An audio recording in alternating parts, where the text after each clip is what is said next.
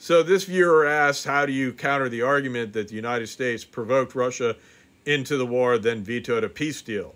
And somebody else commented in my section with laughter. I'm sorry, that's funny.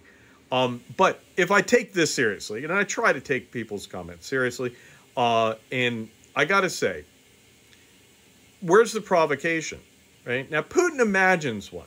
There's a logic that Putin tries to get out, that NATO has been encroaching. They have gone beyond the original agreements that when NATO started its partnership for peace and all of this stuff back after the Cold War, that NATO has been expanding, and now, whereas NATO used to be a couple countries away, it's now right on Russia's border and 75 miles from, I think it's like 75 miles from Petersburg, right? And so he feels very threatened by all of this. And so, he tries to say, well, there was an existential threat. That logic is kind of 19th century. It kind of assumes that nations will engage in conquest, that Estonia, Latvia, Lithuania being part of NATO, that makes them a dagger at Russia's throat, meaning that there would be some military threat.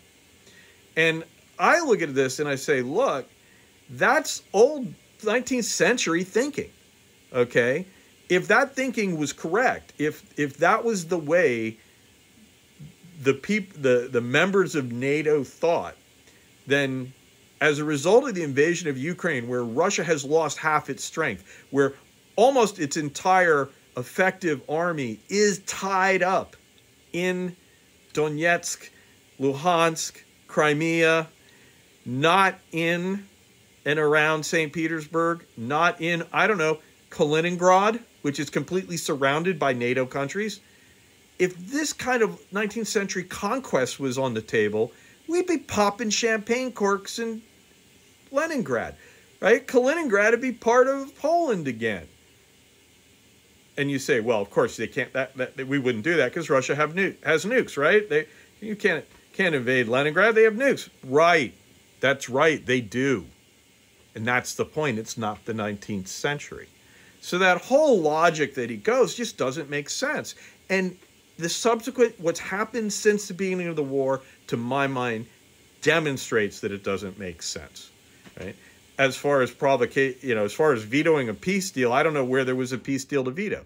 The United States has not pushed Ukraine to take a peace deal, but where has there been an agreement? Where has there been a viable deal to veto?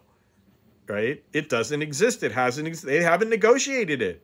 Right? So how is that?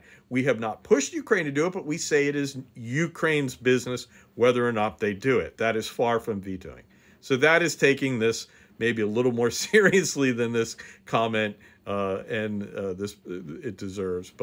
And a special shout out to the person who made that initial comment, because that was actually that's the kind of thing I wish I said.